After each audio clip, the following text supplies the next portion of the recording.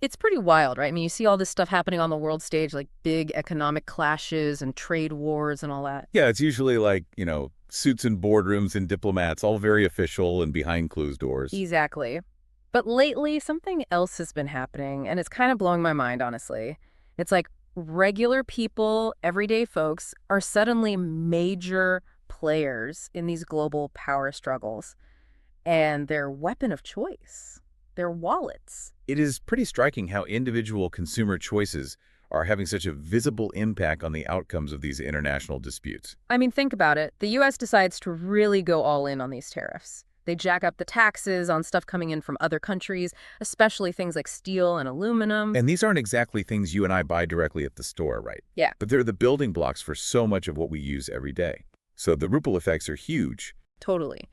And these ripples, they've turned into some serious waves of pushback from consumers around the world. And that's what we're diving into today.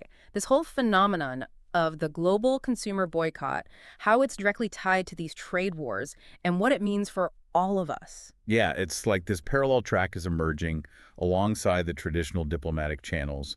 But this one is driven by everyday people making very conscious choices about what they buy, and more importantly, what they refuse to buy. It's like a silent protest, but on a global scale. And it can be really powerful. Like, let's talk about Tesla for a second. I know, electric cars might seem a bit out of left field when we're talking about steel and aluminum tariffs. Right. At first glance, it doesn't seem like an obvious connection. But bear with me, Tesla's sales have tanked in some parts of the world, like seriously tanked. 72% drop in Australia, 76% in Germany. That's huge.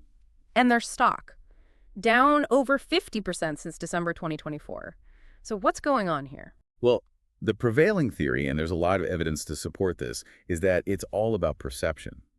Tesla's CEO, Elon Musk, is seen by a lot of people as being closely aligned with the current U.S. administration and its trade policies. And for people who strongly disagree with those policies, buying a Tesla has become like endorsing them. Exactly. It's Yeah. become this unintended package deal. You buy a cool, futuristic car, but it's like you're also buying into a whole set of political and economic stances that you might completely reject. And get this, it's not just happening organically. Some governments are actually encouraging this kind of consumer activism, even if it's a bit subtle. Like, take Canada, for example. They're not exactly saying don't buy American outright, Yeah. but that there's this very clear, very Canadian nudge to buy Canadian products and basically stick it to the U.S. through spending choices. Oh, yeah, definitely. And it's having a real impact. Like, there are fewer Canadians driving down to the U.S. to shop, and American booze brands are getting harder to find in Canadian stores. It's a fascinating example of how these consumer choices, when they happen on a large enough scale,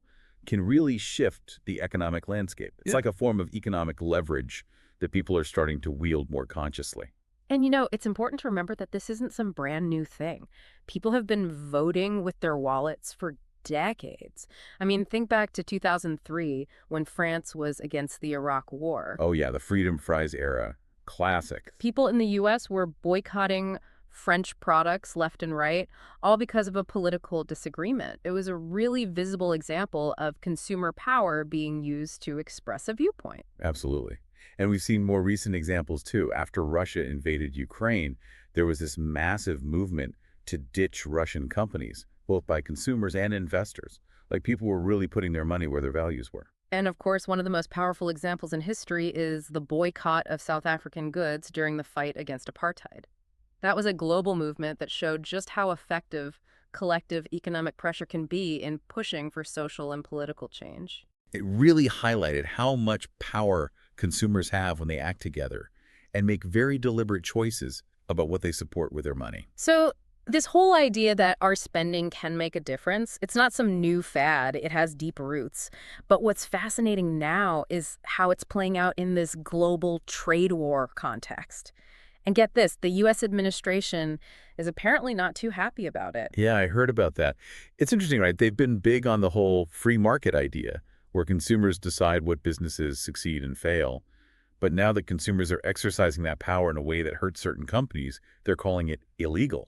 That's wild. It does seem a bit hypocritical, doesn't it? Like, hey, we love the free market as long as it benefits us. It raises some questions about the consistency of their economic philosophy, for sure. If they really believe in consumer sovereignty, then these boycotts, regardless of how effective they are just a natural expression of that. So, for everyone listening, you might be thinking, okay, this is all well and good, but what can I actually do about it? Well, think of it as your personal guide to winning your own trade war. And it's not about making some drastic lifestyle change or anything. It's about being more mindful in your everyday choices. When you're at the store, take a second to think about where the stuff you're buying comes from. If there's a non-US option that works for you, go for it. It's not about being perfect or never buying anything from the US. It's about making conscious choices when you can. And those choices, even if they seem small, add up. And remember, retailers pay attention to what people buy. If they see a trend of consumers avoiding certain products, they're going to notice. Their bottom line is what matters most to them. So if certain products aren't selling, they're not going to keep stocking them. Exactly. And if you're into investing, think about where your money is going. Are you supporting companies that are benefiting from policies you don't agree with? It's worth taking a look at your portfolio and making sure it reflects your values. And to really drive home the point that these boycotts can work, let's look at some classic examples. Back in the 70s, there was a huge boycott of Nestle over how they were marketing baby formula in developing countries. The public pressure got so intense that they actually changed their practices. And Nike faced a similar situation in the 90s over labor conditions in their factories. The boycotts and bad press forced them to improve their standards significantly. These are just a couple of examples that show how consumers, when they act together, can hold corporations accountable, even huge multinational ones. It's a powerful reminder that we're not powerless in the face of these massive forces. Our choices, even seemingly small ones, can add up to create real change. So when we see these boycotts happening today, especially against companies like Tesla, it feels like it's tapping into something bigger than just tariffs. It's like a growing frustration with the influence of these mega corporations and billionaires. It's definitely a sign that people are becoming more aware of how these global systems work and how their choices fit into the bigger picture. And they're not afraid to use their wallets to make a statement. Exactly. So the takeaway here is pretty huge. Your decisions about what you buy, and just as importantly, what you don't buy, have real power. We're not just talking about government negotiations anymore. This is about individuals taking direct action on the world stage. And it makes you wonder, right? If this consumer activism is so effective in the economic realm, where else might we see it pop up? Like what other areas of our interconnected world are ripe for this kind of bottom-up change? That's a great question to ponder, and it makes you think about the future, doesn't it? As people realize they have this power, what will they do with it, and how will it reshape the world as we know it? It's exciting and a little bit daunting at the same time. But one thing's for sure, the landscape is definitely shifting, and the consumer is becoming a force to be reckoned with. Absolutely, and that's something worth paying attention to.